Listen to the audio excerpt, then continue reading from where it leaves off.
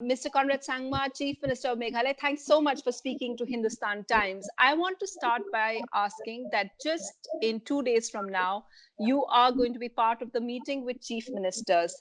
As I'm speaking with you, I'm hearing that the Chief Minister of Odisha has already extended the lockdown to the end of April. How do you see this? Is Meghalaya planning the same, even though you have no cases? I think really the definition of the lockdown is really what the crucial part is. I mean, what does one really mean by that? And I think one thing is for sure that I think interstate movement and I think too much of travel movement at the national level is something that I think all states would want that it should not happen at this point in time. Now, does that mean that the state as a whole also locks down and everything is closed? I think that's a call that one will have to take depending on the situation in every state. So I think if you ask me as a state in Meghalaya, of course we want a lockdown in terms of movement from interstate. But then I think small activities where it's related to local farming, where just the local farmers and villages are involved, or the MGNREGS, where the local people are involved, or small time construction where daily wage workers are working, where it only involves local laborers. I think certain areas could be relaxed depending on situation in a locality or a place or a district or a state. So really, it depends on the definition of the lockdown.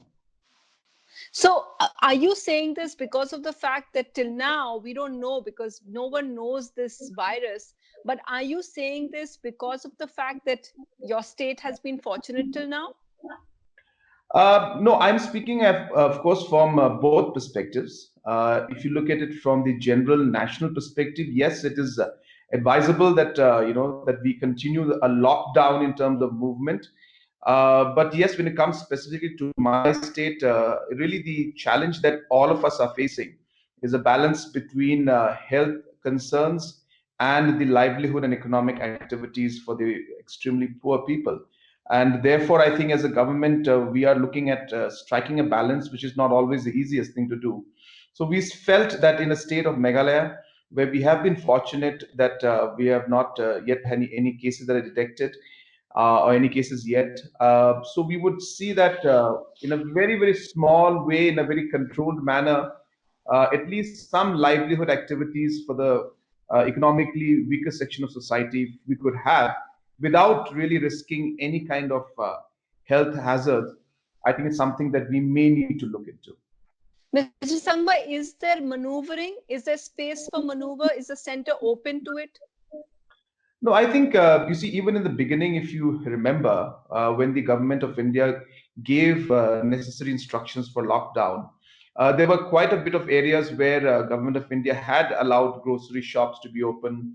They had allowed certain activities to take place. So I think in general, the objective is that there should not be movement of people from inter-district, and it is also said that there should not be any kind of gatherings. That is, I think, the main concerns.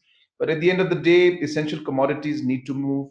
At the end of the day, people need to have the accessibility to buy daily products and essential food items and other items.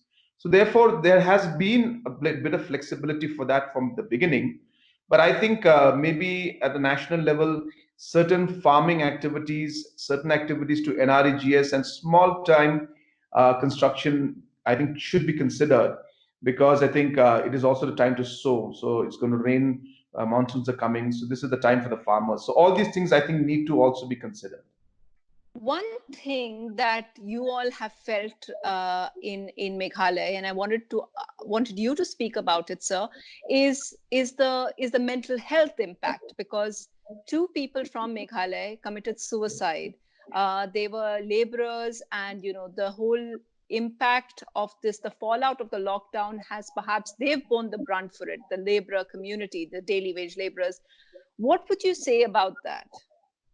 Yes, it is actually very unfortunate that those incidents took place and two people, were pushed to that level. It is something that we really don't hope and pray that it doesn't happen to any other people. But these are testing times. There's no doubt about it.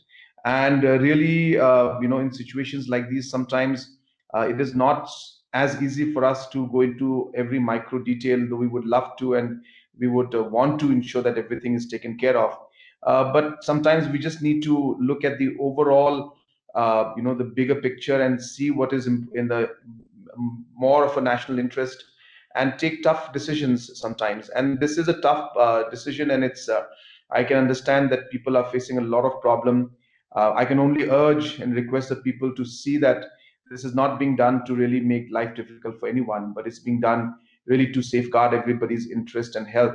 And it's the bigger picture really we're looking at, and we'll do all we can to ensure that wherever we can help the poor and the needy and the people who are from the economically backward section, we will do all our best in every possible way to support them and help them. Did you know on the 24th when the PM announced it?